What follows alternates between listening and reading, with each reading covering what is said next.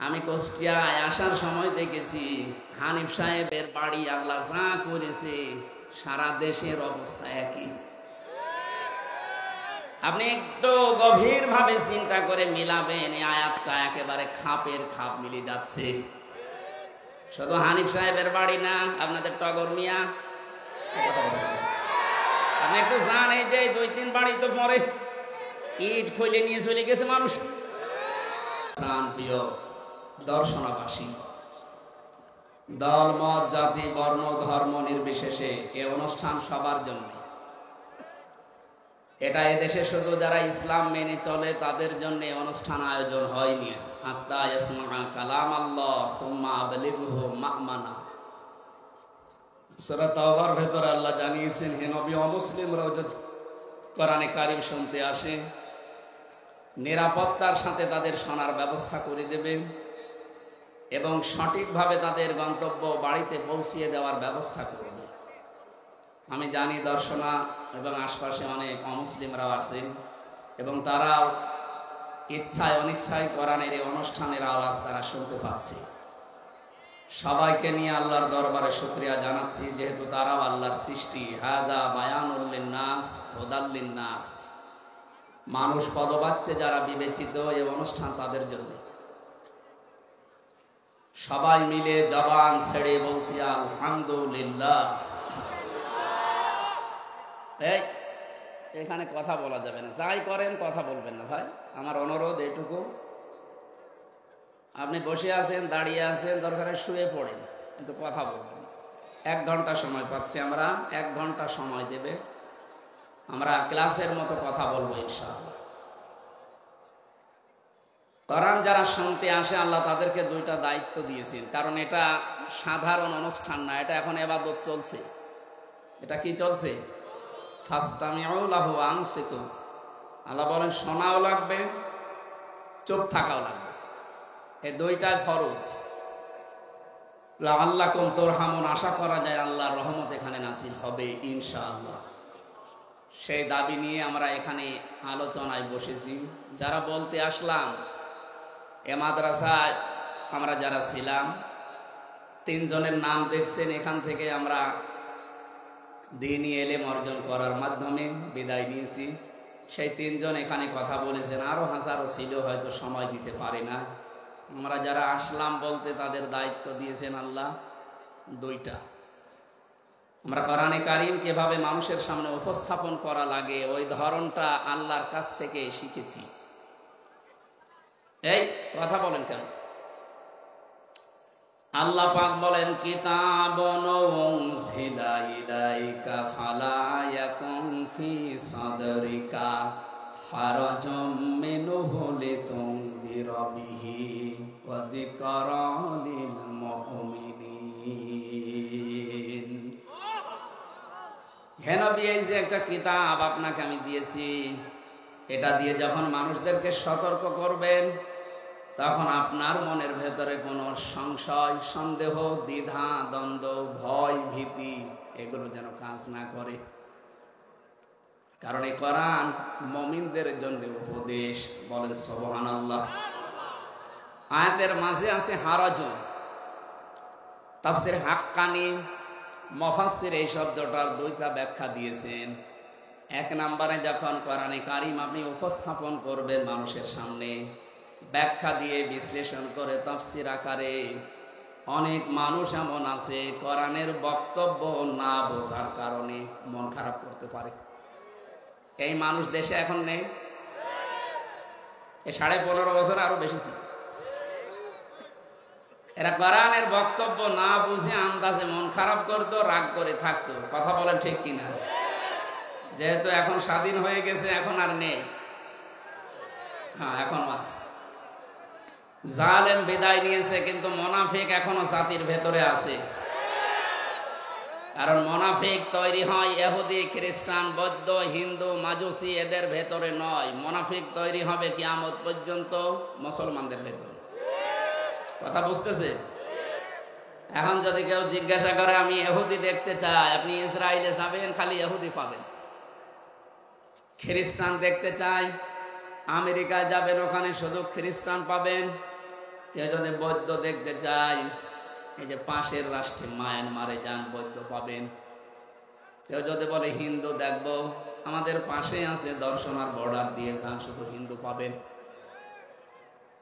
কেউ যদি বলে আমি মোনাফিক দেখবো, সারা পৃথিবীর 257টা রাষ্ট্র আছে, আমার মনে হয় সবচাইতে বেশি মোনাফিক বাস করে বাংলাদেশে। কেন? কারণ 96% মুসলমান এখানে আমরা। আর নবীজি ইন্তেকালের আগে জানিয়েছেন মোনাফিক তৈরি হবে শুধুমাত্র মুসলমানদের ভেতর। এই কারণে আজ 53 বছরে বাংলাদেশে কোরআন কায়েম হয় না। 96% যেখানে মানুষ মুসলমান দাবি করছি, সে দেশে কোরআনের আইন চালু করতে এত বছর সময় লাগবে কোন কারণে বলেন? এই জন্য আমরা জালেম থেকে মুক্ত হলেও মুনাফিক থেকে এখনো মুক্ত হতে পারিনি। আরে মুনাফিকেরা কোরআনের আলোচনা শুনে না বুঝে মন খারাপ করতে পারে, সম্ভাবনা আছে না? দেখেন তো আজকে কোনটা মন খারাপ করে। যেইটা মন খারাপ করে রাগ করবে, মনে করবেন ওটা কি। দ্বিতীয় নম্বর হারাজনের ব্যাখ্যা হচ্ছে, হে নবী আপনি যখন কোরআনে কারিমের তাফসীর করবেন, তাফসীর মানে স্পষ্ট করা, খুলে ফেলা, উন্মুক্ত করা। আবহমান কাল থেকে এই বাংলাদেশে ইবাদত মনে করে অনেক কিছু মানুষ নিয়ম নীতি বানিয়েছে যে এটা ইবাদত, অথচ ওটা ইসলামে নেই। কোরআনে কারিমের তাফসীর করলে ওইটা খুলে যাবে, উন্মুক্ত হয়ে যাবে, জাতি বুঝবে যে এটা একটা বাটপার। কথা বলে না? পৃথিবীতে দেখবেন 3টা প্রাণী আছে, এরা দিনের আলোতে বের হয় না, রাতের আধারে বের হয়। পেঁচা, বাঁদর আর শামসিকা। এটা দিনের আলোয় পাবে, রাতের আধারে বের হয়ে মানুষের ফসল নষ্ট করে, কলা নষ্ট করে, বাগান নষ্ট করে। পৃথিবীর ময়দানে যারা দিনের আলো, কোরআনের আলো, সূর্যের আলো যাদের ভালো লাগে না, এই জন্য রাতের আধার বেশি নেয়। এই জন্য ওদের নামও দেখেন পেঁচা, বাদুর, শামসিকা।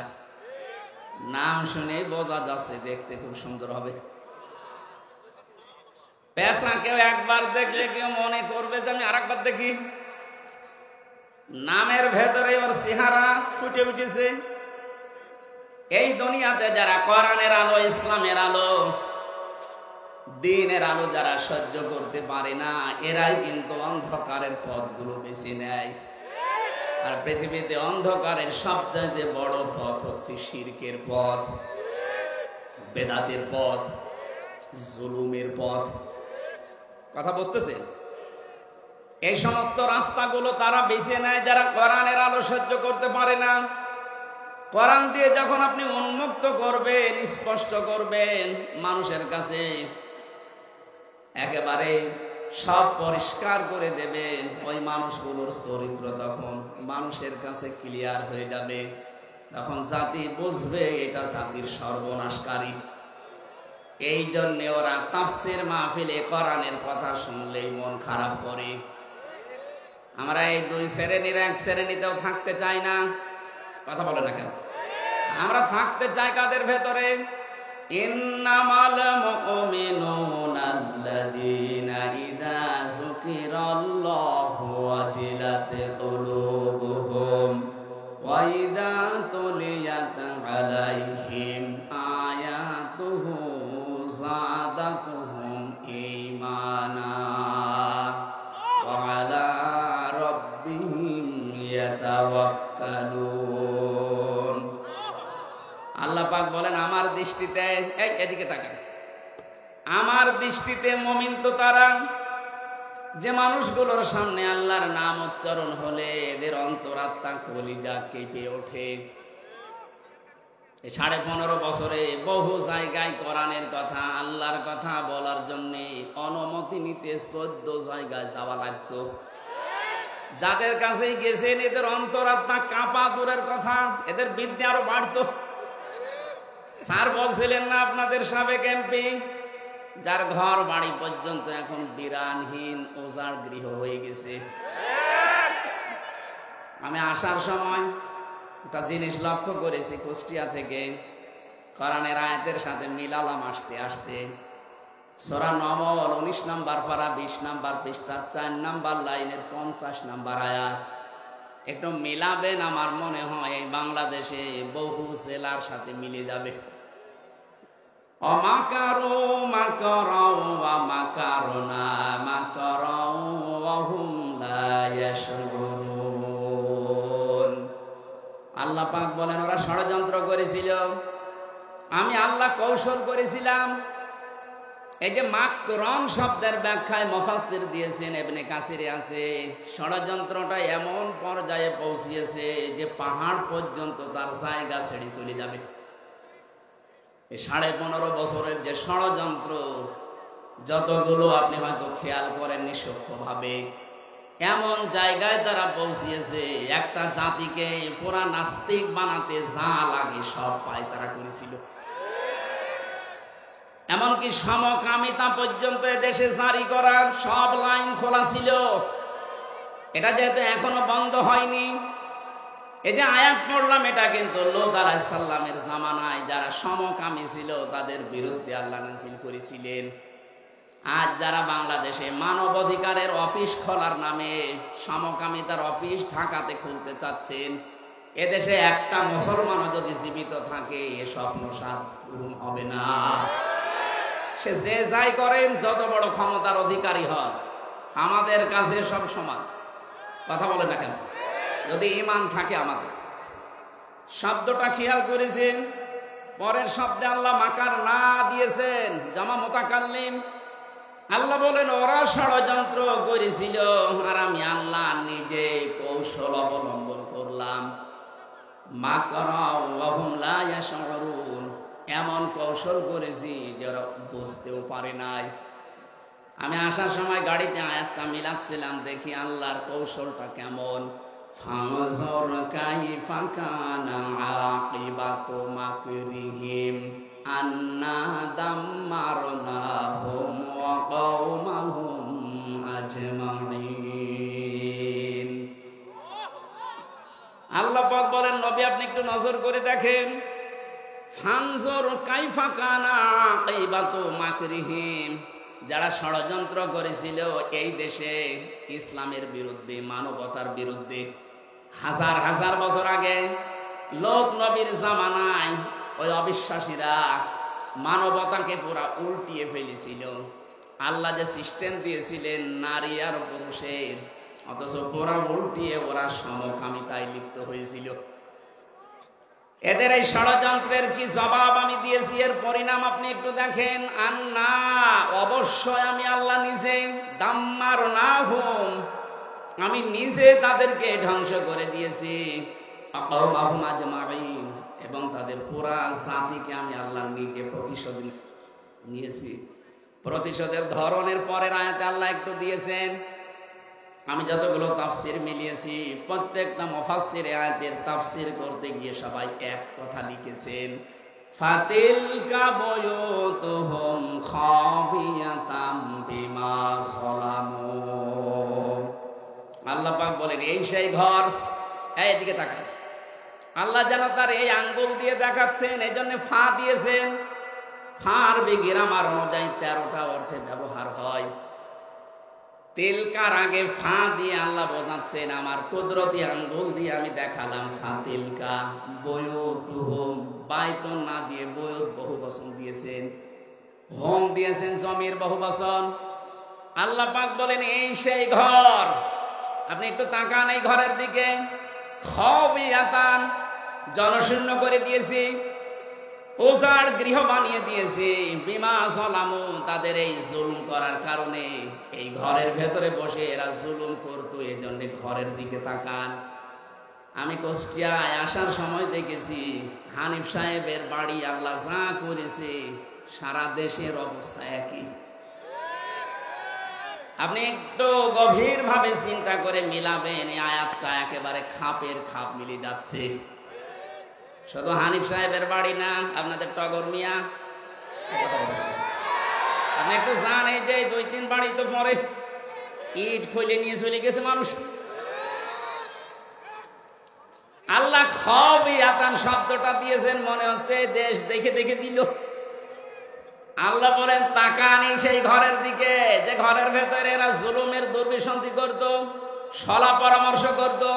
কাকে সকালবেলা নিয়ে এসে এই টর্চার ছেলে নির্যাতন করা হবে এই ঘরের ভেতরে তারা পায়তারা করত। এই ঘরের ভেতরে জুলুমের যত কিছু এরা এরা এরা সরঞ্জামাদি এক জায়গায় করে রেখেছিল। আজ বাংলাদেশে বহু ঘরের ভেতরে জুলুম করার জন্য যে জিনিসপত্র লাগে সব পাওয়া যাচ্ছে। এই জন্য জুলুমের সাথে যারা জড়িত এরা আল্লাহর মামলার আসামি। এক কথা বলছেন, জুলুমের সাথে যারা জড়িত এরা মামলার আসামি। কার? হামজা যদি মামলা নাও দেয় আল্লাহ নিজে মামলা দেবে। এটা আমি বানালাম। সূরা সূরা 42 নম্বর আয়াতের প্রথম অংশে আছে ইন্নামাস সাবিলু আলাল্লাযিনা ইয়াজলিমুনান নাস। অবশ্যই আমি আল্লাহ নিজে মামলা দায়ের করব তাদের বিরুদ্ধে। এখানে ইয়াজলিমুনাল মুসলিমুনা নেই, ইয়াজলিমুনা মুজারে বর্তমান ভবিষ্যৎ প্রেজেন্ট ফিউচার। নাস না দিয়ে আল্লাহ মুসলিমুনা না দিয়ে নাস দিয়েছেন কেন? পৃথিবীর যে কোনো ধর্মের অনুসারী হতে পারে কিন্তু সে মানুষ। কথা বলে না কেন? মানুষ হয়ে যারা মানুষের উপরে জুলুম করছে করবে, এ মানুষগুলো আমির হামজার টার্গেট না, এরা আল্লাহর টার্গেট। আল্লাহ জানে খবিয়াতান বিমা যালামু দিয়েছেন। তাদের ঘর বাড়ি পর্যন্ত সেখানে জুলুম করা হয়েছিল এমন অবস্থা বানিয়েছি আজকেও সেখানে বাস করে না। আমার মনে হয় অনেক বাড়িয়ে বাংলাদেশে এখন জাতীয় টয়লেট হয়ে গেছে। গত পরশুদিন দেখলাম পেপারে ঢাকার ওই বাড়িতে সেখানে এক নজর দেখার সঙ্গে সঙ্গে অনেকে আবেগ নিয়ে চুমা দিত। কি আপনি দেখেননি এর আগে কত মানুষ সেখানে এক নজর দেখতে পারলে চুমা দিত?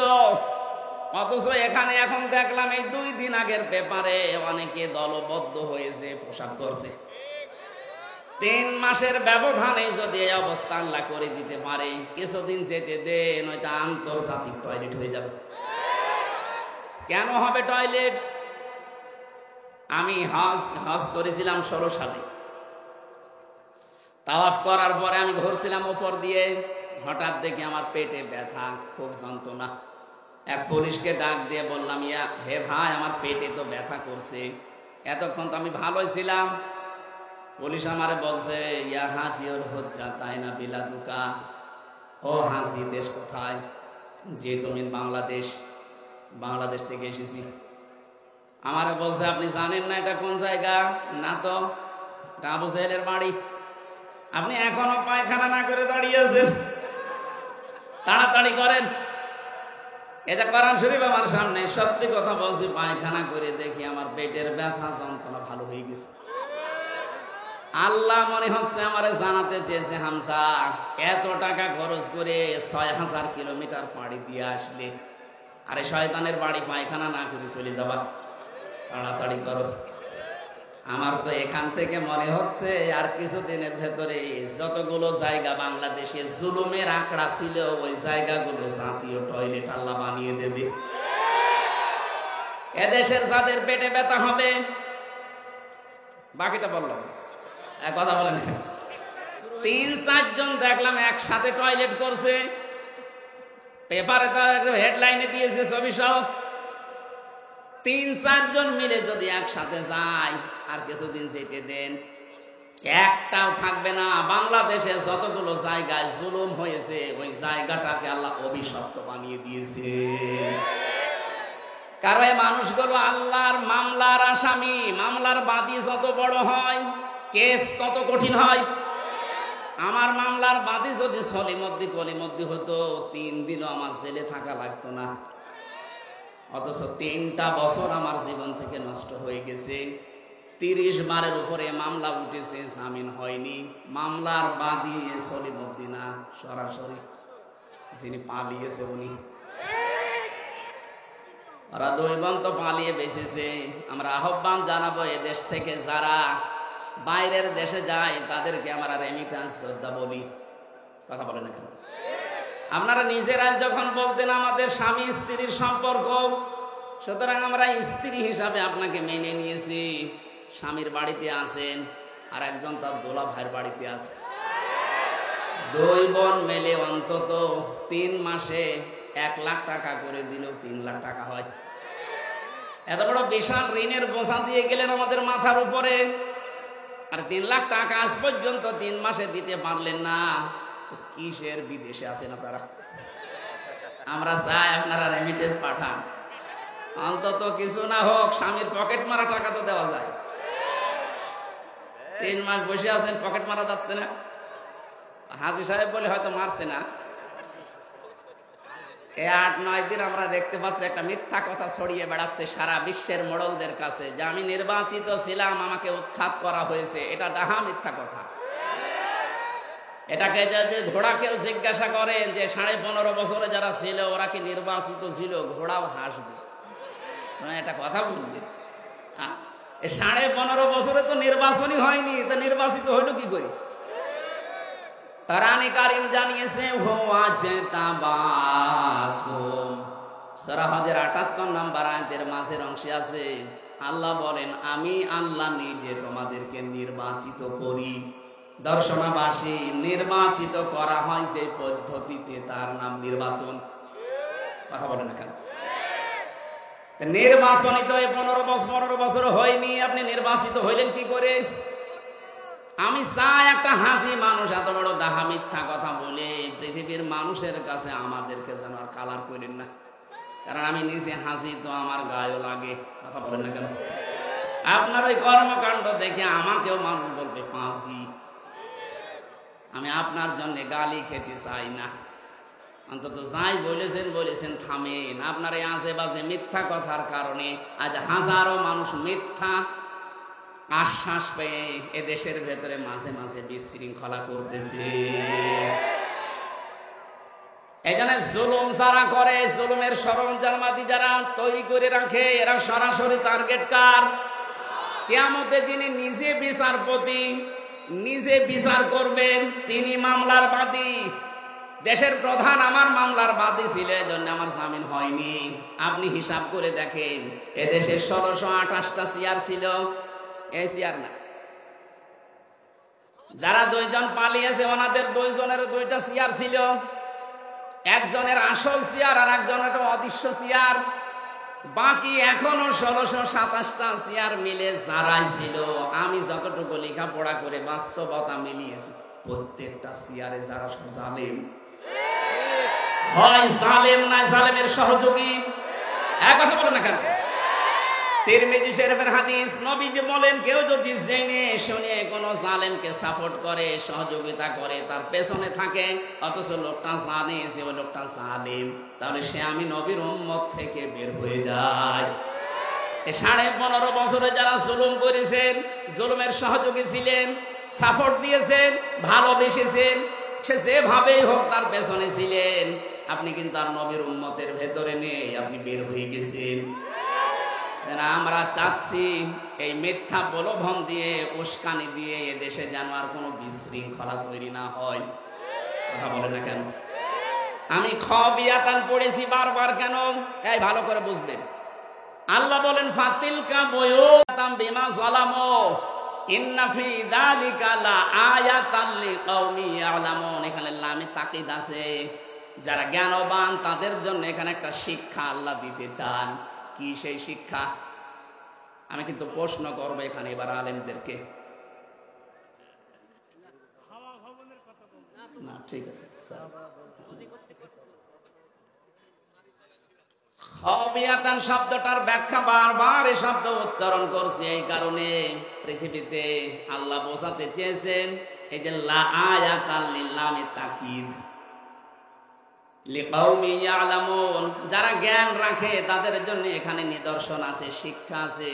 কি সেটা? আগামীতে যারা দুনিয়াতে ক্ষমতায় বসবে, এরা যদি জুলুমকারী হয়, তাদের ঘর বাড়ি আল্লাহ এদের মতো করে দেবে। আমি আশা করি আপনি বুঝেছেন। এরপরও যদি না বোঝার ভান করে থাকেন, এদিকে আসেন। ঠিক আছে। আল্লাহর দৃষ্টিতে ইমানের দাবিদার তারা, যাদের সামনে আল্লাহর নাম উচ্চারণ হলে ওদের অন্তরাত্মা কেঁপে ওঠে। অজিলাত কুলুবুহুম, তাদের কলবে কাঁপ ধরে। ওয়াইদা তুলিয়াত আলাইহিম আয়াতুহু যাদাতহুম ঈমানা, তাদের সামনে কোরআনে কারীম তেলাওয়াত করলে, ব্যাখ্যা বিশ্লেষণ তখন করবেন, হে নবী দেখবেন তাদের ঈমান যা আছে ওটা আরো বেড়ে গেছে। আয়াতের ব্যাখ্যা সূরা মায়েদার ৭৩ নম্বর আয়াতে ৮৩ নম্বর আয়াতে আল্লাহ ব্যাখ্যা দিয়েছেন, ওয়াইদা সামিউ মা উনসিলা ইলার রাসূলি তারা আ'য়ুনাহুম তাফিদু মিনাদ দামি মিম্মা আরাফু মিনাল হক ইলা আখিরি আয়াত। হে নবী, আপনি যখন কোরআনে কারীম তাদেরকে তেলাওয়াত করে শোনাবেন, যে মানুষগুলো আপনার সামনে বসে আছে, এরা যদি আপনার এই কোরআন বুঝতে পারে, উপলব্ধি করতে পারে আল্লাহর ভাষা, আপনি দেখবেন মনের অজান্তে অনেকের চোখ দিয়ে পানি পড়ছে। কোরআনের কথা শুনে সবার চোখে পানি আসবে না, এটা বোঝার মতো, অনুধাবন করার মতো যোগ্যতা থাকা লাগবে আপনার। আপনি দেখবেন যারা স্থির ভাবে কোরআনে কারীমের কথাগুলো উপলব্ধি করার নিয়তে শুনছে, আপনি তাদের চোখের দিকে তাকিয়ে দেখবেন মনের অশান্তি কখন তারা কেটে ফেলেছে তারাও জানে না। এজন্য ঈমান যাদের আছে মাস্ট বি, কোরআনের আলোচনায় তাদের ঈমান বাড়বে। এ কথা কার? এখন যদি বলেন আমার ঈমান তো বাড়ে না, আপনার ঈমান থাকলে তো বাড়বে। প্রশ্ন আসতে পারে আমার ঈমান আছে কিনা আমি কি করে টের পাবো? সাহাবী প্রশ্ন করলেন, হে নবী আমার যে ঈমান আছে কিভাবে আমি টের পাবো? বিশ্বনবী বলেন, ইদা সাররাতকা হাসানাতুকা ওয়া সাআতকা সাজ্জিয়াতুকা ফান্তা মুমিন। যখন তোমার ভালো কাজগুলো তোমাকে আনন্দ দেবে, অন্যায় কাজগুলো করলে ভেতর থেকে একটা বাধা আসবে, তোমার কষ্ট লাগবে, ফান্তা মুমিন, তখন বুঝবে তোমার ঈমান আছে। দর্শনাবাসী, ভালো কাজ সবার কাছে 15.5 বছরে ভালো লাগে নাই। কথা বলেন না কেন? আমি জেলে যাওয়ার আগে 19 সালে এখানে আসার জন্য ওনারা সব আয়োজন কমপ্লিট করেছিল। যেদিন আসবেন তার একদিন আগে আপনি মানা করে দিলেন। এ কাজটা কি খারাপ কাজ ছিল না ভালো কাজ ছিল? কাজটা তো ভালো কাজ ছিল, কোরআনের প্রচার করা। আপনি কোন নিয়তে এটা বন্ধ করে দিলেন? স্যার বলছিলাম যে আমির হামজা বাদ দিয়ে অন্য হুজুর নিয়ে আসলে হতো। কি অন্য হুজুর এসে আপনার বাবার কথা বলবে? এই জন্য ভালো কাজ যে মানুষগুলোর ভালো লাগে নাই, এটা যে বন্ধ করা অন্যায় ছিল, আপনার কাছে অন্যায় মনেও হয়নি। কথা বলেন না কেন? অন্যায় তো মনে হয়নি, আরো আপনি আনন্দ দিয়ে কথা দিয়েছেন। আপনি নামাজ পড়তে পারেন, রোজা রাখতে পারেন, হজ করে আসতে পারেন, মাদ্রাসার সভাপতি হতে পারেন, আপনার ঈমান নেই। এটা আমি একটু বেশি বলে ফেললাম। না না, কিসের বেশি, কম হয়ে গেছে। আপনার ঈমান নেই আসলে। মুসলিম লোকটা যদি নামাজও পড়ে, রোজা রাখে, বলে আমি মুসলমান, এরপরেও লোকটার ঈমান নেই। বলেন নাউজুবিল্লাহ। নবীজি কোরআন আবু জেহেলের সামনে পড়েছিলেন, আবু বকরের সামনেও পড়েছিলেন। হযরতে আবু বকর কোরআন শুনে তার ঈমান বেড়ে গেছে, আর একই কোরআন আবু জেহেল শোনার পরে তার শয়তানি বেড়ে গেছে। এখানে আবু বকরের মতো মন নিয়ে বসলে আপনার ঈমান বাড়বে। কথা বলে না কেন? আর যদি আবু জেহেলের মতো মন নিয়ে বসেন, আমির হামজা না বাইজিদ না, ওদের বাবারা বললেও আপনার ঈমান বাড়বে না, আপনার শয়তানি বাড়বে। এখন দেখেন কার শয়তানি বাড়ে। ওয়ালা রাব্বিহিম ইয়াতাওয়াক্কালুন। বাড়ি যাওয়ার আগে ওই মানুষগুলো সিদ্ধান্ত নিয়ে যাবেন, আয় আল্লাহ তাআলা, দুনিয়ায় যতদিন আছি তোমার উপরে ছাড়া আর কারো উপরে ভরসা করব না। জোরে বলেন আল্লাহু আকবার। আমরা এই শ্রোতা হতে চাই, আল্লাহ আমাদেরকে এই মানে যেন উত্তীর্ণ করেন। বলেন আমিন। দরুদ আর সালাম পড়ছি, খুব খেয়াল করে শুনবেন, আমি গতানুগতিক কথা বলি না। সালাম পড়ছি এক নবীর উপরে। দুনিয়ায় যত নবী আল্লাহ পাঠিয়েছেন, প্রতিটি নবীর কাছে অঙ্গীকার নিয়েছিলেন, আল্লাহ ওয়াদা নিয়েছিলেন, এই নবীর উপরে লা তুমিনুন্না বিহি ওয়ালা তানসুরুন্না, তাকে যদি তোমরা পেয়ে যাও তার প্রতি ঈমান আনবা। লামে তাকিদ নুনে সাকিলা, কত বড় গ্যারান্টি দিয়েছেন আল্লাহ। অবশ্যই তার প্রতি ঈমান আনা লাগবে, তাকে সাহায্য করা লাগবে। ক্বালু আকরারনা, তোমরা স্বীকার করলে। যত মানুষ, ওই যত নবী আল্লাহ নিয়েছেন দুনিয়ায়, প্রত্যেকের কাছে স্বীকৃতি। ওই আখাযাল্লাহু মিসাকান নাবিয়্যিন, বহু বচন দিয়েছেন। আল্লাহ বলেন প্রতিটি নবী এই স্বীকৃতি দিয়েছিল, ক্বালু আকরারনা, আমরা স্বীকার করলাম। এই আয়াতটা কেন পড়লাম? আলিফ থেকে ইয়া পর্যন্ত যতগুলো অক্ষর আল্লাহ দিয়েছেন কোরআন আমাদের শেখানোর জন্য, আমরা যেটা দেখি প্রতিটি অক্ষরের ভেতরে আমার নবীর নাম এবং সম্মান, গুণগান লুকিয়ে আছে। আলিফ দিয়ে আল্লাহ বোঝাতে চেয়েছেন, আলিফ দিয়ে আমার নবী আহমদ, বা দিয়ে তিনি বাশির, তা দিয়ে তিনি মুত্তাকি, সা দিয়ে তিনি মুদ্দাসির, জিম দিয়ে তিনি জামিল। এরকম প্রতিটি অক্ষর বলতে বলতে ইয়াই দিয়ে আল্লাহ ডাক দিয়েছেন ইয়াসিন। আল্লাহ বলেন হে নেতা, আল্লাহর ঘোষণা দেওয়া নেতা এই পৃথিবীতে মাত্র একজন। এ শব্দটা শোনার পরে আমার মনে হয় অনেকের মনে এখন উকি ঝুঁকি দিচ্ছে, মনে হয় রাজনীতি করবে না। এটা যদি শুধু দুনিয়ার সাথে সম্পৃক্ত হতো আমি বলতাম না, এটা সম্পর্ক আখিরাতের সাথে। এবার ভালো করে খেয়াল করবেন, তাবারির ভেতরে আছে এটা, তাফসিরে কাবিরের ভেতরে আছে। ফখরুদ্দিন রাজি রহমতুল্লাহ আলাইহি এই ইয়াসিন শব্দের 5টা অর্থ তিনি দিয়েছেন। সিন মানে সাজ্জিদুল আলামিন, সিন মানে সাজ্জিদুল বাশার, সিন মানে সাজ্জিদুল কাউনাইন, সিন মানে সাজ্জিদুল আম্বিয়া, সিন মানে সাজ্জিদুল মুরসালিন। এক একটা শব্দের ভেতরে তাফসিরে কাবিরে লক্ষ লক্ষ কথা মুফাসসির লিখেছেন। এই 5টা শব্দের অর্থ যদি করা হয় 5 ঘন্টা লাগবে। এজন্য আমি সামারাইজ করে বলছি, আল্লাহর ঘোষণা দেওয়া নেতা দুনিয়ায় কয়জন? আরো জোরে বলেন। বারবার নেতা শব্দটা উচ্চারণ করছি কেন? এটা যদি দুনিয়ার সাথে শুধু শেষ হয়ে যেত, কসম আল্লাহর এই আয়াত পড়তাম না। এটা সম্পর্ক পুরাপুরি আখিরাতের সাথে। কারণ মরণের পরে যে বিচার ব্যবস্থা আরম্ভ হবে, আল্লাহ পাকের বিচার ব্যবস্থা 3 ধাপে থাকবে। কয় ধাপে? আমাদের বাংলাদেশে বিচার হয় কয় ধাপে? 4 ধাপে। এখানে অ্যাডভোকেট আছে যারা, চুয়াডাঙ্গার ম্যাজিস্ট্রেট কোর্ট থেকে যদি আপনার বিরুদ্ধে রায় আসে, আপনি কিন্তু বলতে পারবেন না যে না আমি মানি না, তাহলে রাষ্ট্রদ্রোহী মামলা হবে। এতটুকু বলা যায় যে আমি ন্যায় বিচার পাইনি, আমি আরেকটু উপরে যাব। কোথায় যাবেন? যান জজ কোর্টে যান। চুয়াডাঙ্গার জজ কোর্ট থেকে যদি আপনার বিরুদ্ধে রায় আসে, আপনি বলতে পারবেন না আমি মানি না, আবার মামলা হবে। এতটুকু বলা যায় যে আমি ন্যায় বিচার পাইনি, আমি আরো উপরে যাব। কোথায় যাবেন? যান ঢাকাতে হাইকোর্টে যান। হাইকোর্টের 54টা বেঞ্চ আছে, যে কোনো বেঞ্চে আপনার মামলা তুলবেন। ওখান থেকে যদি আপনার বিরুদ্ধে রায় আসে, আপনি বলতে পারবেন না আমি মানি না। এতটুকু বলার ক্ষমতা আছে যে আমি ন্যায় বিচার পাইনি, আমি আরো উপরে যাব। কোথায় যাবেন? যান সুপ্রিম কোর্টে যান। ওখানে আবার 2 ভাগ আছে। এই যে 4টা বাংলাদেশের বিচার ব্যবস্থায় ধাপ আছে, কয়টা? আল্লাহ বলেন কিয়ামতের দিন আমিও বিচার ব্যবস্থা সাজাবো। ধাপ দিয়েছি 3টা। প্রথম ধাপে মানুষকে আপনার সামনে দাঁড় করাবো, স্রেফ একা একা। এখান থেকে শিক্ষা পাবেন একটা। সূরা মারিয়ামের 95 নম্বর আয়াতে আছে, ওয়া কুল্লুহুম আতিহি ইয়াউমাল কিয়ামাতি ফারদা। আল্লাহ বলেন কিয়ামতে প্রতিটি মানুষকে আমার সামনে দাঁড় করাবো বিচারের জন্য। প্রথম ধাপে একা একা।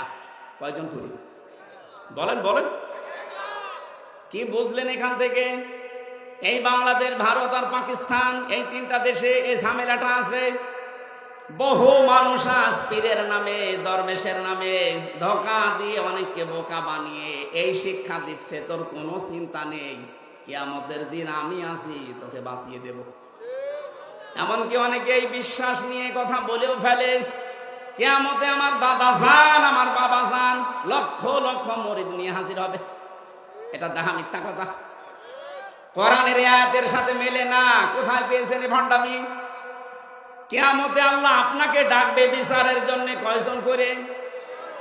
আলেম কত বসে আছে দেখেন তো। কুল্লুহুম আতিহি ইয়াউমাল কিয়ামাতি ফারদা, একা একা ডাকবে। এটা শুনেই শেষ করে দিয়েছেন না, এখান থেকে শিক্ষা নেওয়া দরকার। কিয়ামতের কঠিন ময়দানে আল্লাহ কিন্তু আপনাকে একা ডাকবেন।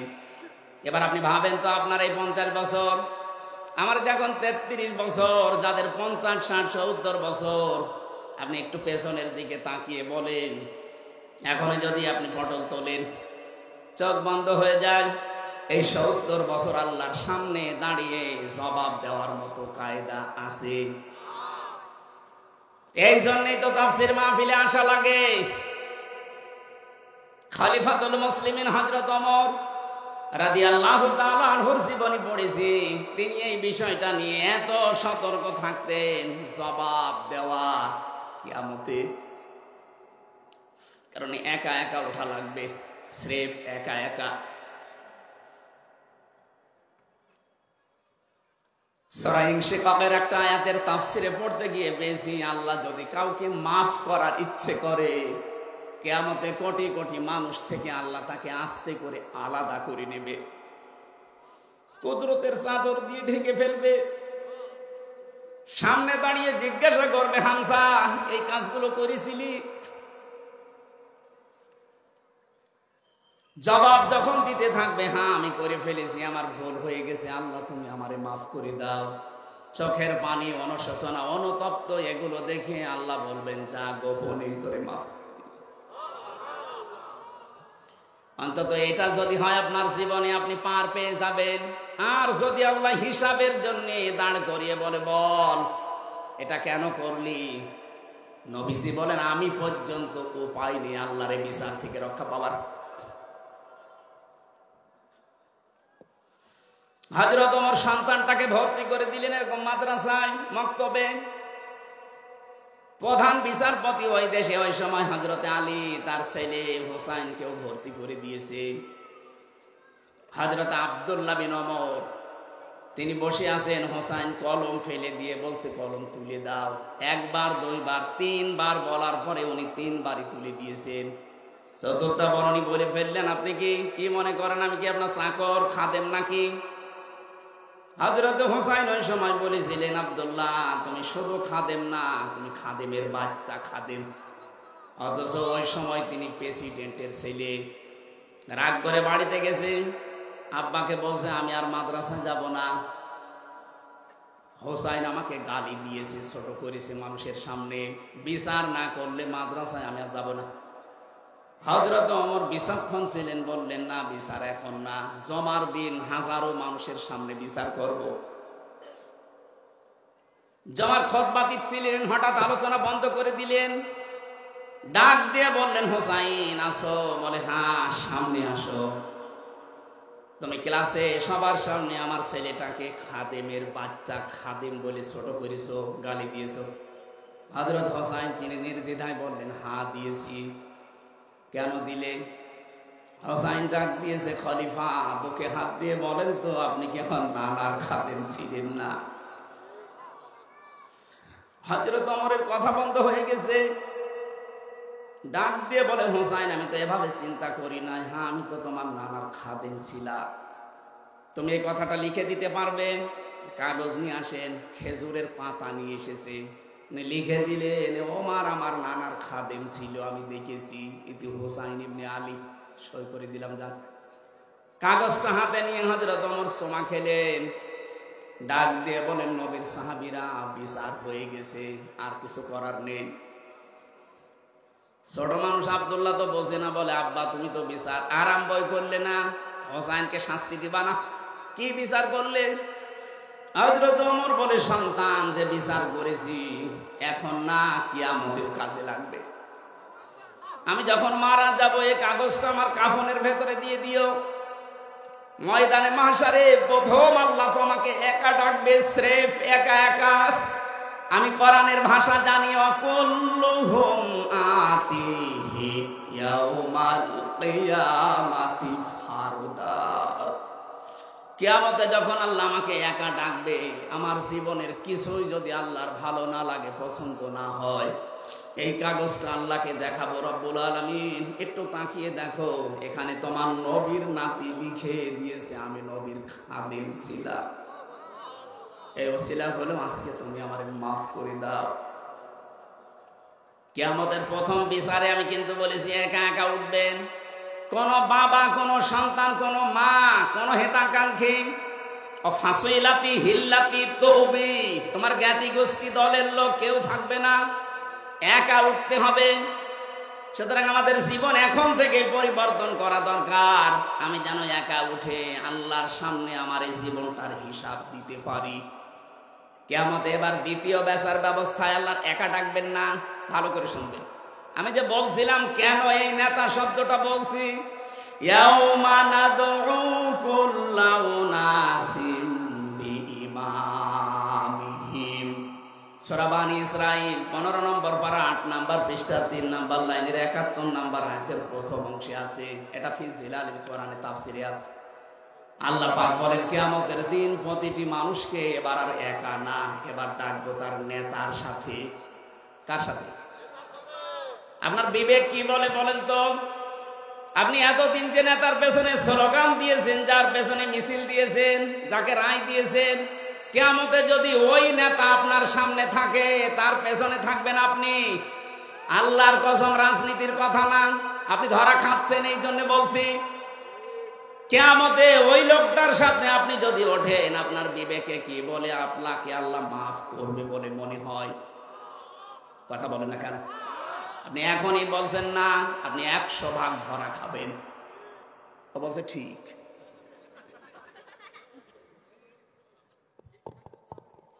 কথা বোঝার পরে বলেন তো, এই যে অবস্থা আমরা আছি, বারবার আমি নেতা শব্দ নিয়ে এসেছি এই কারণে, কোরআনে কারীম জানিয়েছে 124 নম্বর আয়াত, এটা সূরা বাকারার 1 নম্বর পারা 18 নম্বর পৃষ্ঠার 5 নম্বর লাইনে আছে, ওয়াইযিবতালা ইব্রাহিমা রাব্বুহু বিকালিমাতিন ফাতাম্মাহুন্না ক্বালা ইন্নী জাইলুকা লিন-নাসি ইমামা। আমি ইব্রাহিমকে পদে পদে পরীক্ষা নিয়েছিলাম বিভিন্ন কালিমার মাধ্যমে। আমার ইব্রাহিম প্রতিটি পরীক্ষায় উত্তীর্ণ হয়েছে, পাশ করেছে। আমি আল্লাহ শেষ পরীক্ষায় খুশি হয়ে তাকে মানুষ জাতির জন্য, মানব জাতির জন্য ইমাম বানিয়ে দিয়েছি। হযরতে ইব্রাহিম নবী ওই সময় প্রশ্ন করেছিলেন, ক্বালা মিন যুররিয়াতি, হে আল্লাহ, যে নেতা হওয়া, নেতৃত্ব দেওয়ার গুণাবলী, এটা কি শুধু আমি একাই পেলাম, নাকি আমার সন্তানাদি যারা কিয়ামত পর্যন্ত আসবে তারা কি নেতা হতে পারবে, নেতৃত্ব দিতে পারবে? আল্লাহ সঙ্গে সঙ্গে জবাব দিয়েছেন, ক্বালা লা ইয়ানালু আহদিস যালিমিন। এখানে যারা আরবি গ্রামার বসে, ইয়ানালু এটা মুজারি, বর্তমান, ভবিষ্যৎ, প্রেজেন্ট, ফিউচার, শেষে আল্লাহ যালিমিন দিয়েছেন। আল্লাহ বলেন, ইব্রাহিম, তোমার সন্তান আদিতে যারা কিয়ামত পর্যন্ত আসবে তারা নেতৃত্ব দিতে পারবে, নেতা হতে পারবে, কিন্তু কোন জালেমের জন্য আল্লাহর অঙ্গীকার নেই। আয়াতে মুফাসসির ফি জিলালিল কোরআনে লিখেছেন, জালেমের জন্য নেতা হওয়া অবৈধ, হারাম। অথচ এই 53 বছরে যে যত বেশি জুলুম করেছে সে তত বড় নেতা ছিল। কথা বলে না কেন? বিশেষ করে 15.5 বছরে যে যত বেশি জুলুম করেছে মানবতার উপরে, দেশের মানুষের উপরে, তার নিজের উপরে, সে বড় নেতা হয়ে গেছে। তারাই আমাদেরকে বলে যে না, আপনি মসজিদে থাকবেন, মাদ্রাসায়, খানকায় থাকবেন, এই ময়দানে আসবেন না। এই জালেমদের জন্য এই ময়দানে থাকা জায়েজ নেই। আর জালেমরাই আমাদেরকে উল্টা ফতোয়া দেয়। এই জন্য আপনার নেতা ঠিক করা লাগবে। আল্লাহর ঘোষণা দেওয়া নেতা যেহেতু একজন, তার আদর্শ মেনে দুনিয়ায় যারা চলে তারা আপনার নেতা। তার আদর্শের বাইরে যারা আছে তারা আপনার জন্য নেতা হতে পারে না। এখন আপনার বিবেকে যা বলে আপনি তাই করেন। তেলাওয়াত করেছিলাম কোরআনে কারিমের 6666টি আয়াতের মাত্র একটা আয়াতের এক অংশ, 3 ভাগের 1 ভাগ আমি পড়েছি। আমার যতটুকু এই আয়াতের উপরে স্টাডি করা আছে, লেখাপড়া করা আছে, আমার তো মনে হচ্ছে আয়াতে যত কথা দিয়েছেন দুনিয়া আখিরাত সব আল্লাহ এর ভেতরে দিয়ে দিয়েছেন।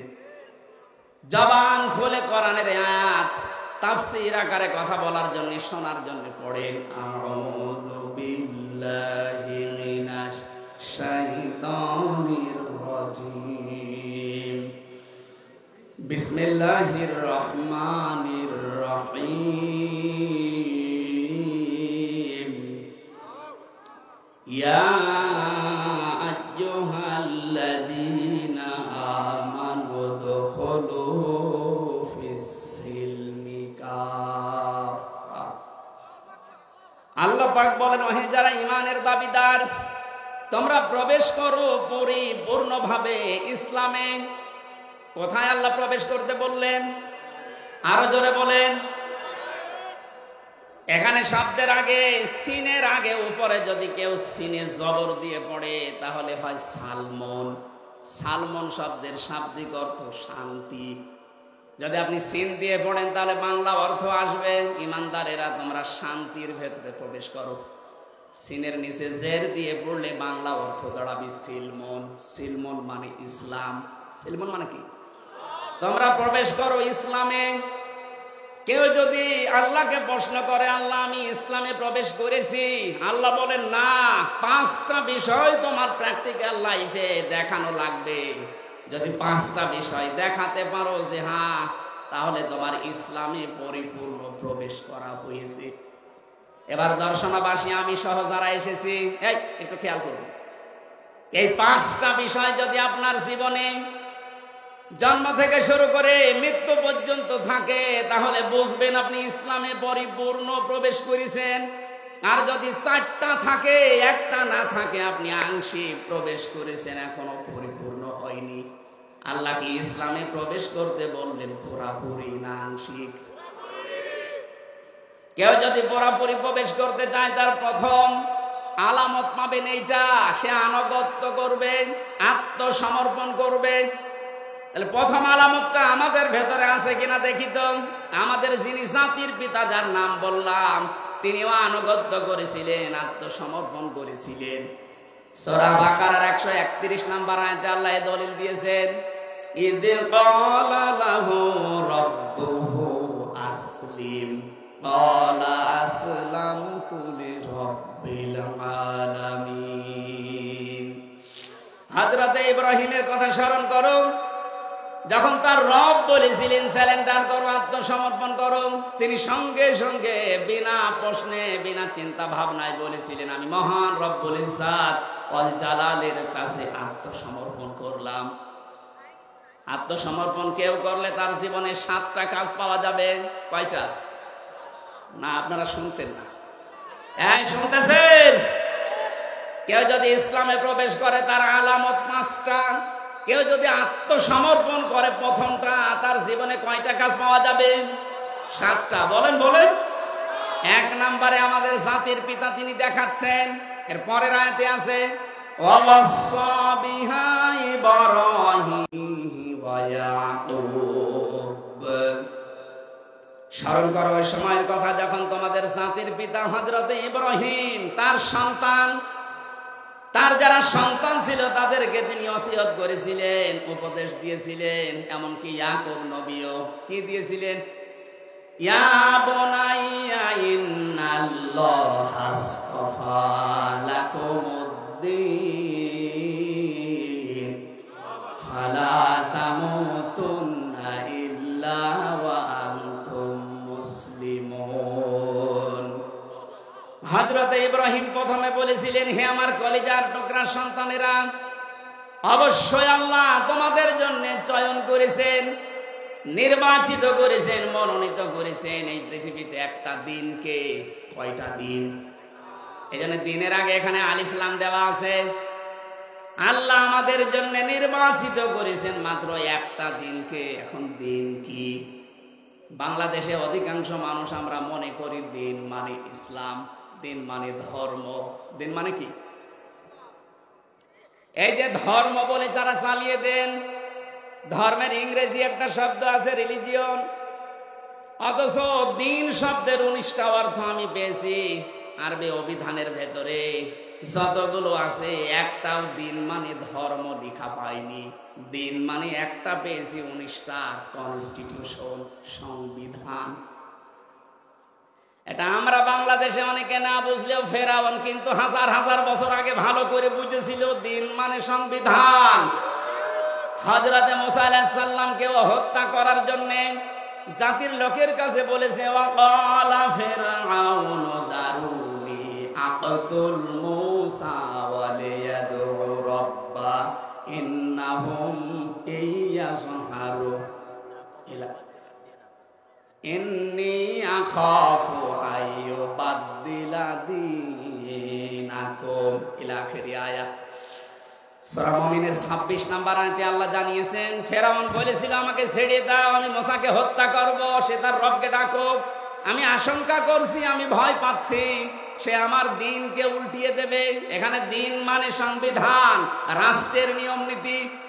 বাংলাদেশে আজ দিন মানে ধর্ম মনে করে অনেকে আনন্দে আত্মহারা হয়ে আছে, অথচ ফেরাউন বুঝেছিল দিন মানে সংবিধান। আমরা যদি এইটা আজ বুঝতে পারতাম দিন মানে সংবিধান। এখন সংবিধান সংস্কারের কাজ চলছে 96% মুসলমানের দেশে। অন্তত 20 জন যদি উপদেষ্টা লাগে সংবিধান সংস্কারের জন্য, যারা দায়িত্বে থাকবে তার 18 জন আলেম লাগতো। তারা কোরআনে কারিমের সূরা ফুরকানে 74টা ধারা আছে। সংবিধান বানাতে 74টা ধারায় যথেষ্ট। এই ধারাগুলো যদি ব্যক্তি, পরিবার, সমাজ আর রাষ্ট্রে কায়েম করে দেওয়া যায় সংবিধানের মাধ্যমে, এই বাংলাদেশ আবার মিনি জান্নাত হয়ে যাবে। দিন মানে সংবিধান, এটা আমরা অনেকে জানি না। দিন মানে ধর্ম মনে করে বসে আছি। যারা মনে করেন দিন মানে ধর্ম, অন্যান্য ধর্মের মতো 4500 ধর্ম এখন দুনিয়ায়। কত বলেন বলেন? দিন মানে যদি ধর্ম ধরেন, অন্যান্য ধর্মের কোন ধর্মের কথাগুলো তাদের প্র্যাকটিক্যাল লাইফে মানা হয় না। কিন্তু আমাদের দিনে, ধর্মে, আমাদের কনস্টিটিউশনে, সংবিধানে যে কথাগুলো আছে এগুলো যেখানেই পড়বেন, যেখানেই সেট করবেন, ওইটা আপনার বাস্তব জীবনে আগে মিলানো লাগবে। আপনি নামাজে দাঁড়িয়ে যদি বলেন ইন্নাদ-দীনা ইনদাল্লাহিল ইসলাম, ওইটা আপনার প্র্যাকটিক্যাল লাইফে থাকা লাগবে। যারা বলে আমাদের আল্লাহর নিকটে একমাত্র জীবন ব্যবস্থা ইসলাম, তারা ইসলামের বাইরে বিয়ে শাদী করতে পারবে না। কথা বলে না কেন? এই যে বিয়ে শাদীতে যারা আজ অলিমা বাদ দিয়ে আর যারা বরযাত্রী খাওয়ার নিয়ম নীতি বানিয়েছেন, এটা ইসলাম না ইসলামের বাইরে? বলেন বলেন।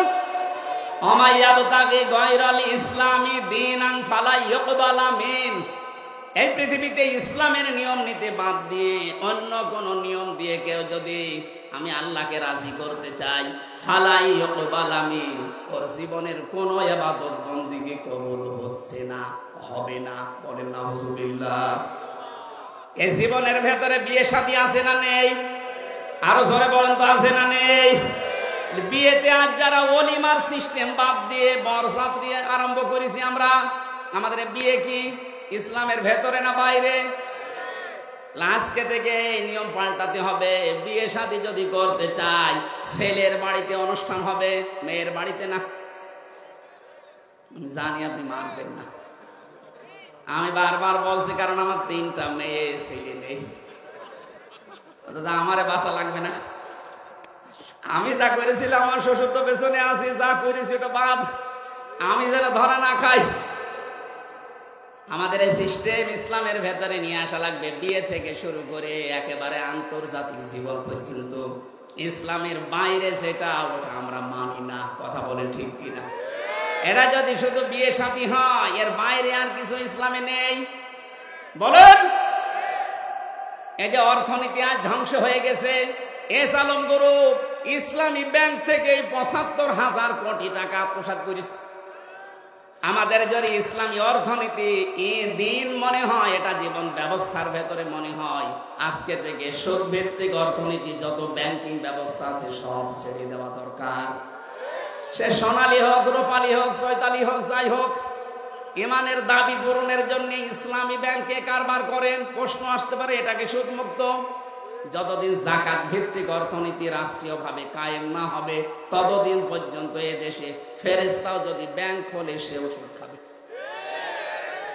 তারপরে ওরা চেষ্টা চালিয়ে যাচ্ছে, ওদের যে ইসলামের যে অর্থনীতির নিয়ম নীতিগুলো আছে, বায়ে সালাম, বায়ে মুআজ্জাল, বায়ে ইস্তেসনা, মশারাকা, মদারাবা, মোরাবাহা, এটা আবার প্রকার প্রকার ভাগ করা আছে।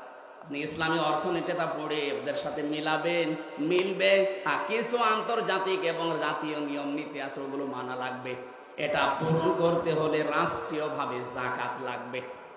যাকাত যতদিন না কায়েম হয় ততদিন আপনি ইসলামী ব্যাংকে কারবার করেন, গোনা হলে ওদের হবে, ওদের শরিয়া বোর্ড আছে। এবার প্রশ্ন আসতে পারে কেন? এইদিকে তাকান। বিশ্বনবী নিজে 13 বছর মক্কায় নির্যাতিত, অত্যাচারিত, জুলুমের শিকার হয়েছেন না হননি? আরো জোরে বলেন। বাকি 10 বছর মদিনায় তিনি প্রেসিডেন্ট ছিলেন, শোনেননি এটা?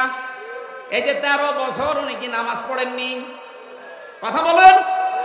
মক্কায় যতদিনে 13 বছর নামাজ পড়লেন, মক্কায় নামাজ পড়াকালীন কাবা শরীফের দিকে নামাজ পড়েছিলেন। ওখানে 360টা মূর্তি ছিল।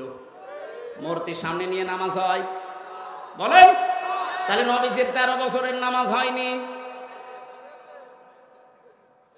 আপনি নিজেই তো ধরা খেয়ে যাচ্ছেন। প্রথমে বললেন না হয় না, এখন আবার বলছেন হয়। এখানে জবাব লুকিয়ে আছে। যতদিন পর্যন্ত এদেশে ইসলামী রাষ্ট্র প্রতিষ্ঠিত না হবে ততদিন পর্যন্ত যদি ইসলামী ব্যাংকেও কারবার করেন আপনার কারবারে গোনা হবে না, কারণ যাকাত রাষ্ট্রীয়ভাবে কায়েম নেই। যখন মদিনার মতো 10 বছর নবী প্রেসিডেন্ট হবেন, এই দেশটাও যখন 10 বছর কোরআন দিয়ে চলবে, তখন সুদ ভিত্তিক ব্যাংকগুলো এমনিতেই বন্ধ হয়ে যাবে। এবার আসেন তো, এলাকায় যারা টাকা ছেড়ে রাখেন, 1000 টাকা ছেড়ে রাখেন, 1 মাস পরে 1100 টাকা করে পায়, 100 টাকা বেশি। এটা লাভ বলে, ইন্টারেস্ট বলে খান, এটা সুদ। বলেন না কেন? বলেন। এই সুদ যারা খাচ্ছেন তারা মায়ের সাথে জেনা করছেন। এত বড় কঠিন গুনাহ হয়তো অনেকে জেনে বা না জেনে করছেন। আজকেই তাওবা করে আপনি বাদ দিয়ে দিবেন। জীবনে আপনি আর এই টাকা বেশি করে নেবেন না, যা আছে ওইটা নেবেন। 1000 টাকা 100 টাকা বেশি নেবেন না। কারা কারা রাজি আছেন হাত তোলেন তো। দেখেন এই এলাকায় যে সুদ চলছে তার প্রমাণ এটা। হ্যাঁ, আমি আশা করছি আপনি ছেড়ে দেবেন। আমাদের জন্য আল্লাহ রাব্বুল আলামিন মনোনীত যেটা করেছেন তার নাম দিন, আর এই দিন যেটা তার নাম ইসলাম। এই ইসলামের বাইরে যা করা হবে কখনো আল্লাহ কবুল। আরো জোরে বলেন। তাহলে প্রথম নম্বর অর্থ আমরা পেয়েছি আত্মসমর্পণ করা, আনুগত্য করা। আমি যে ইসলামে প্রবেশ করেছি তার প্রথম আলামত বলেন আনুগত্য, আত্মসমর্পণ। আপনি দেখবেন জীবনের প্রতিটি ক্ষেত্রে 2 নম্বরে ইখলাস লাগবে। জীবনে যে কোনো কাজ করতে গিয়ে যদি দেখেন যে হ্যাঁ আমার ইখলাস আছে, এই জন্য যারা একামতে দিনের দায়িত্ব এই দেশে পালন করে তাদের প্রথমে এই আয়াতটা পড়ানো হয়, উল ইন্না সালাতি ওয়া নুসুকি ওয়া মাহইয়ায়া ওয়া মামাতি লিল্লাহি রাব্বিল আলামিন। বলেন আল্লাহু আকবার। আল্লাহ পাক বলেন নবী আপনি বলেন আমার নামাজ, আমার কুরবানি, আমার ত্যাগ তিতিক্ষা। নুসুক শব্দের অর্থ 3টা, হজের ক্রিয়াকলাপ, কুরবানি এবং শারীরিক ইবাদত। এই 3টাকে বলা হয় নুসুক। আমার যা আছে শারীরিক ইবাদত, আমার কুরবানি, ত্যাগ তিতিক্ষা, হজের কাজকর্ম, আমার বেঁচে থাকা, আমার মরে যাওয়া, আমি সব আল্লাহর জন্য দিয়েছি, কারো জন্য দেয়নি। এরকম ইখলাস প্রতিটি জায়গায় তৈরি করা লাগবে আমাদের। তাহলে আপনি বুঝবেন আপনি ইসলামে প্রবেশ করেছেন। 3 নম্বরে বিশুদ্ধ আকীদা লাগবে। বিশুদ্ধ আকীদা কি? কোরআন শরীফ থেকে আমি পেয়েছি। কেউ যদি বলে আমার আকীদা শুদ্ধ আছে, বিশুদ্ধ আছে, অবশ্যই তাকে শিরক আর বেদাত থেকে মুক্ত থাকা লাগবে। অথচ বাংলাদেশে আমাদের ইমানের অবস্থা শিরক আর বেদাত দিয়ে ভরপুর। আর আমরা বলছি ইসলামে প্রবেশ করেছি, না হচ্ছে না। এখানে যারা আমরা নামাজ পড়ি, নামাজের আগে অজু করা লাগে, অজু ভেঙে যায় 7টা কারণে। কয়টা বলেন বলেন? নামাজে দাঁড়ালে নামাজ ভেঙে যায় 19টা কারণে। হজ করতে গেলে হজও ভেঙে যায়, দম দেওয়া লাগে, কোরবানি দেওয়া লাগে, জরিমানা দেওয়া লাগে। রোজা রাখলে রোজাও ভেঙে যায় কয়েকটা কারণে। পৃথিবীর প্রতিটি ইবাদত নষ্ট হওয়ার পেছনে কিছু না কিছু কারণ আছে। আমরা যারা ঈমান এনেছি, আমাদের ঈমানও ভেঙে যায় 10টা কারণে। কয়টা? আরো জোরে বলেন। এই 10টা কারণ যে ঈমান ভেঙে গেছে কখন অনেক আমরা জানি না, আন্দাজে মনে করছে আমার ঈমান আছে। এই জন্য আমাদের বিশুদ্ধ আকীদা তৈরি করতে হলে 10টা জিনিস মাস্ট বি আমাদের জানাই লাগবে। 2 নম্বরে আমাদের ঈমানে যেন কখনো বেদাত প্রবেশ না করে, অথচ বেদাত এখন ঘরে ঘরে ছেয়ে গেছে। ইসলামের জন্য কিছু করা এটা বেদাত নয়, ইসলামের মধ্যে কিছু করা বেদাত। বাংলা অর্থ বললাম একেবারে এক কথায়। এখানে যে মসজিদ দর্শনায় দেখতে পাচ্ছেন, বাজার মসজিদ, হয়তো 100 বছর আগে মসজিদটা বানিয়েছে। যখন বানিয়েছিল ওই ফরফরার পীর সাহেবের যারা ছিল ওই সময়, এই সময় কিরকম 2 তলা ছিল। ওই সময় খড়কোটা দিয়ে, টিন দিয়ে, ছাতা পাওয়ার কি খেজুরের পাতা এই সমস্ত দিয়ে হয়তো বানিয়েছিল। দিন আজ যত যাচ্ছে, আজকে তাকান এখানে টাইলস লাগিয়েছে, মোজাইক পাথর দিয়েছে, এসি লাগিয়েছে, বিউটিফাই করেছে। এটা কি ইবাদতের মধ্যে না ইবাদতের জন্য?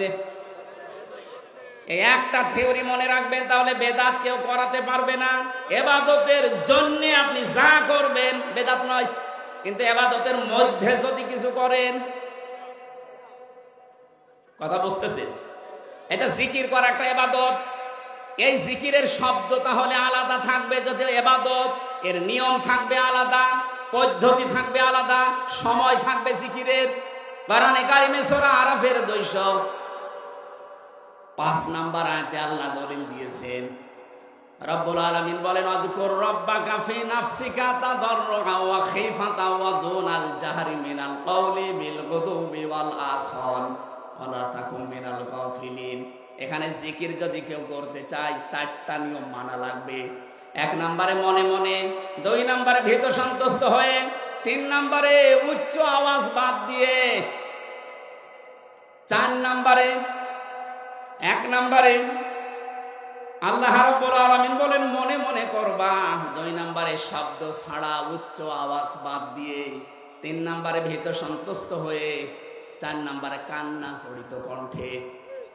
এখন যদি আপনি 4টা নিয়ম বাদ দিয়ে নতুন কোন নিয়ম চালু করেন, উল্টিয়ে পাল্টিয়ে উল্টা পাল্টা করে আপনি 4টার ভেতরে নেই, এমনকি নতুন কোন শব্দ যদি যোগ করেন জিকিরের ভেতরে, সুবহানাল্লাহ, আলহামদুলিল্লাহ, লা ইলাহা ইল্লাল্লাহ, আল্লাহু আকবার, এর বাইরে যদি কেউ নতুন শব্দ বলে বলে ইয়া আলী বাবা, কেল্লা বাবা, ফতে বাবা, এটা বেদাত। এটা কি? সুতরাং আমার তাহিরি ভাই যেটা করছে এটা যে বেদাত, আর দলিল লাগবে বলেন। এরপরও যদি কেউ সতর্ক না হন, আমার কিছু করার নেই। তাহলে আমাদের আকীদা শুদ্ধ করার জন্য 2টা পদ্ধতি মাস্ট বি মানা লাগবে। শিরিক এবং বেদাত মুক্ত হওয়া লাগবে আমাদের ঈমান। আজ বাংলাদেশে একটা মাজলুম দলের উপরে একটা তহমত লাগিয়ে দিয়েছে যে এদের আকীদা ঠিক নেই। আপনার আকীদা এত ভালো, একটু ফাঁসির দলের কাছে একটু যেয়ে বলেন তো দেখি, আপনার আকীদা কত ভালো চলেন তো দেখি। এটি মাঝহার সাহেবের মতো 16 বছর জেলে থাকেন, দেখি আপনার আকীদা কোন জায়গায় আছে। আমি বহু আলেমের সাথে ছিলাম, এত বড় বড় জুব্বা গায়ে দাড়ি দেখলে আমার মনে হয় জান্নাত থেকে পালিয়ে এসেছে। আমার মতো ছোট মানুষ নাই কাটাকাটি করতে পারে, অত বড় বড় মুরব্বী মানুষ আমার দাদার বয়সী হাউ মাউ করে কাঁদত, অথচ কোনো কিছু নাই, এমনি বন্দি করে রেখেছে। আপনার এমনি বন্দি করে রাখলে যদি আপনার কান্না আসে, আপনার মতোই তো রক্ত মাংসে গড়া। আপনি যার আকীদার ভুল ধরেন, ওই লোকটা 13 বছর 17 বছর কেউ বসে আছে বিনা কারণে, কোনো দোষ নেই। আন্দাজে যদি কেউ তার উপরে এই তহমত গুলো লাগিয়ে দেয় যে না এ দোষ সে করেছে, কোন মানুষ যদি কোনো অন্যায় না করে ওই দোষ তার উপরে চাপিয়ে দিলে সে যেন প্রকাশ্য পাপের বোঝা বহন করে। এই জন্য আকীদা খারাপ, এই জিকির বাদ দেওয়া লাগবে। এই পৃথিবীতে আকীদা তো তাদের সবচাইতে পরিষ্কার যারা শিরক এবং বেদাত থেকে মুক্ত।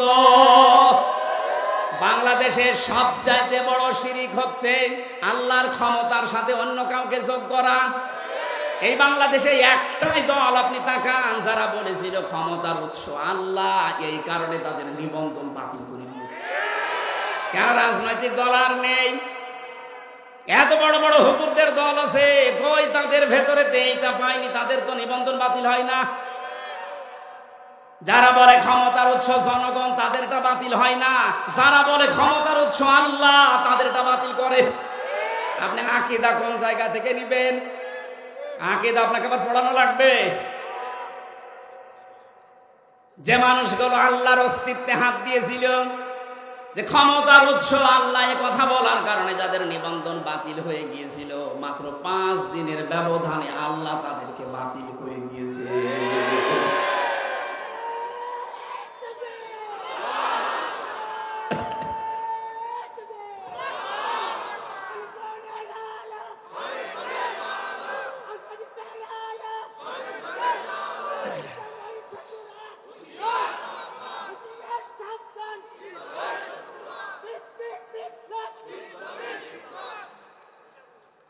শেষ করে দেব, আমার কণ্ঠ পারছে না, শেষ করে দিই।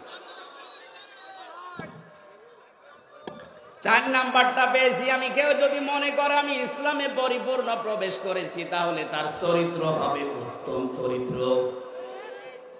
এই 53 বছরে প্রমাণ হয়ে গেছে বাংলাদেশে সবচাইতে চরিত্রের মানদণ্ডে উত্তীর্ণ যারা একামতে দ্বীনের দায়িত্ব পালন করে।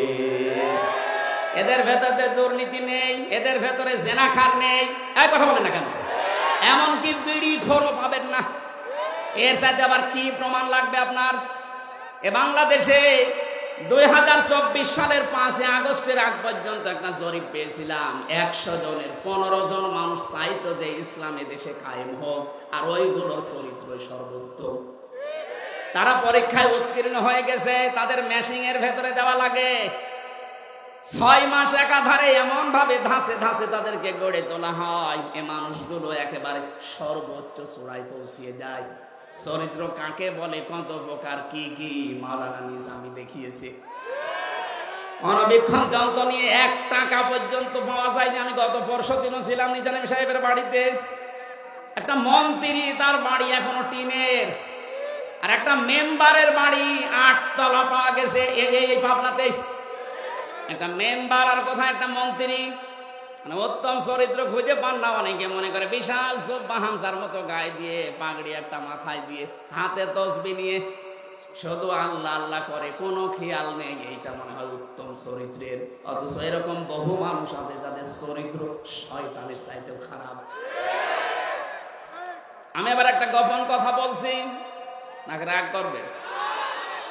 চরিত্র যদি আমি সহ যারা এসেছি, সে যে বয়সের লোক হোক, যদি সংশোধন করতে চান, পবিত্র করে রাখতে চান, 2টা ঔষধ মানা লাগবে। সূরা নূর 18 নম্বর পারা 12 নম্বর পৃষ্ঠা 7 নম্বর লাইনের 30 নম্বর আয়াতে আল্লাহ বলেন, কুল্লিল মুমিনিনা ইয়াগুদ্দু মিন আবসারিহিম ওয়া ইয়াহফাযু ফুরুজাহুম যালিকা আযকা লাহুম ইন্নাল্লাহা খাবীরুম বিমা ইয়াসনাউন। হে নবী, আপনি মুমিন পুরুষদেরকে বলেন তারা যেন তাদের চক্ষুকে নিম্নগামী করে, 2 নম্বরে তাদের লজ্জা স্থান হেফাজত করে। এই 2টা যদি ওরা কন্ট্রোলে রাখতে পারে, এইটা তাদের চরিত্রকে পবিত্র পরিষ্কার করে রাখবে। দর্শনাবাসী, আপনাদের এখানে বহুদিন ছিলাম, এই জন্য আপনাদেরকে খুব ভালোবাসি বেশি। আমি সহ যারা এখানে আজকে এসেছি, নারী পুরুষ, আজকে থেকে আমাদের এই চোখ 14 জন নারী বাদ দিয়ে নিম্নগামী করে রাখা লাগবে। 14 জনের ভেতরে নিজের আপন মা, ওই নাম ডাকা মা না, আপন খালা, আপন ফুফু, নিজের মেয়ে, বোনের মেয়ে, ভাইয়ের মেয়ে, এরকম 14 জন মহিলা আছে, তাদের মাপ দিয়ে বাকি দুনিয়ায় যত মহিলা আছে তাদের দেখলেই চোখ নিম্নগামী করা লাগবে। 2 নম্বরে লজ্জা স্থানের হেফাজত করা দরকার। এটা আজকে বহু চেষ্টা চালিয়েছিল আমাদের পাশের প্রতিবেশীরা, মোবাইল পর্যন্ত ওপেন করে দিয়ে আকাশ সংস্কৃতির নামে ওরা পিন আপ করা পত্রিকাগুলো আমাদের দেশে পাঠিয়ে চরিত্র যেন ধ্বংস হয়ে যায়, লজ্জাস্থান যেন হেফাজত না থাকে, এই চেষ্টা করত, কিন্তু সফল হতে পারেনি। এখনো পর্যন্ত যেহেতু পারেনি, আর সামনে পারবে না। আমরা যেহেতু একটু সচেতন হয়ে গেছি, এই মুহূর্তে যাদের মোবাইলে এমন কোন দৃশ্য আছে যেটা দেখলে নিজে ভালো লাগে, অন্য কেউ দেখলে লজ্জা লাগে, এই মুহূর্তে ডিলিট করা লাগবে। কারা কারা এক্ষণে ডিলিট করে দেবেন হাত তোলেন তো। এলাকায় এসব নেই আলহামদুলিল্লাহ। এই 2টা যদি আমরা সত্যিই করতে পারি, উত্তম চরিত্রের একেবারে জায়গা মতো চলে যাওয়া যাবে। 5 নম্বরে লেনদেনে স্বচ্ছ থাকা। এইটা অনেকে মনে করে এ দুনিয়ার কাজ না, এটা আখিরাতের কাজ। আপনি ইসলামে পরিপূর্ণ প্রবেশ করেছেন কিনা তার প্রমাণ এই 5 নাম্বার, আপনি লেনদেনে স্বচ্ছ থাকবেন। আজ হাজারো মানুষ দেখে কোন দোকানে যদি একবার বাকি করে, ও জীবনে আরো দোকানের সামনে যায় না। আপনার লেনদেন স্বচ্ছ থাকা লাগবে। কারো কাছ থেকে আপনি বাকি নিয়েছেন, ধার নিয়েছেন, নির্ধারিত সময়ে শোধ না দিয়ে খালি ঘোরান, আর টাকা চাইলে বলেন কয় টাকা পাও, কয় টাকা পাও মানে আপনি টাকা নিয়েছেন, টাকা শোধ দেবেন না কেন? আপনার নামাজ, রোজা, যাকাত, হজ সব মাঠে মারা যাবে। লেনদেন স্বচ্ছ থাকা, এটা ইসলামে প্রবেশ করার 5 নাম্বার আলামত। এটা আজ হাজারো মানুষের ভেতরে নেই। আমি 9টা বিষয় পেয়েছিলাম তাফসীর থেকে, এখান থেকে 1 নাম্বারটা বলেছি। 2 নাম্বারে আমাদেরকে দ্বীনের সহযোগী হওয়া লাগবে। 3 নাম্বারে ভ্রাতৃত্ব মজবুত করা লাগবে। 4 নাম্বারে হিংসা বিদ্বেষ ঝগড়া বিবাদ থেকে দূরে থাকা লাগবে। 5 নাম্বারে দুনিয়ার ভোগ বিলাস কমিয়ে দেওয়া লাগবে। 6 নাম্বারে অধিকারের জন্য লড়াই অব্যাহত রাখা লাগবে। 7 নাম্বারে যোগ্য নেতৃত্ব খোঁজ করা লাগবে। এটা দরকার এখন সবচাইতে বেশি। যোগ্য নেতৃত্ব খোঁজ করার দায়িত্ব আল্লাহ দিয়েছেন আমাদের। বানি ইসরাইলি আছে, যোগ্য নেতৃত্বের সর্বপ্রথম গুণাগুণ হবে কোন মহিলা নেতা হতে পারবে না। লা ইয়াফলিহা কওমুন, নবীজি বলেন কখনো সফল হবে না ওই জাতি যে জাতি তার নেতৃত্বে কোন মহিলাকে বসিয়েছে, যাকে অভিশাপ থেকে আল্লাহ আমাদেরকে বাঁচিয়েছে। এখন যেন আর কেউ ঘুরিয়ে না আসে। 8 নাম্বারে পেয়েছি শূরা ব্যবস্থা চালু করা লাগবে, পরামর্শের ভিত্তিতে কাজ করা। 9 নাম্বারে শত্রুকে শত্রু মনে করা লাগবে। এটা আজ আমরা অনেকে মনে না করে আর কি। এই যে শত্রুকে শত্রু মনে না করার ফল হচ্ছে এই অ্যাডভোকেট সাইফুল ইসলাম আলিফকে হত্যা করা। আমরা যদি শত্রুকে শত্রু মনে করতে পারতাম, একটা মুসলমানকে এভাবে দিনে দুপুরে জবাই করার ক্ষমতা ওদের হতো না। আমি নিচে নামলাম না, কারণ আন্তর্জাতিক বিষয় এটা। আমরা এই 9টা বিষয়ের প্রথমটা বলেছি যে ইসলামে প্রবেশ করো। ইসলামে প্রবেশ করার আলামত 5টা। আল্লাহ আমাদেরকে এই 5টা বিষয় দুনিয়া থেকে মিটিয়ে আল্লাহকে দেখানোর তৌফিক দিন, আমিন। মা বোন যারা এসেছেন, তিরমিজি শরীফের হাদিস আপনার জন্য, ইদা নাসারা ইলাইহা সাররাতুহু, স্বামী যখন আপনার দিকে তাকাবে স্বামীকে আনন্দ দেবেন। ওয়াইদা গাবা আনহা হাফিজাতুহু, যখন স্বামী বাইরে যাবে আপনি হেফাজতে থাকবেন, ইজ্জত আবরু সম্ভ্রম নিয়ে। অতুইনু আলা দীনি যাওজাতিহা, যখন আপনার স্বামী বাইরে দ্বীনের কাজ করবে, মানবতার কাজ করবে, তাকে উৎসাহ দেবেন, সাহায্য করবেন। স্বামী যেটা আদেশ করে যদি বৈধ হয় মেনে নেবেন। আল্লাহ আমাদেরকে এই 4টা কাজ মেয়েদের করার তৌফিক দিন, আমিন। বারাকাল্লাহু লানা ওয়া লাকুম ফিল কোরআনিল আযীম। আল্লাহুম্মা আমিন। Muslim Times 24. Enjoy the Holy Quran.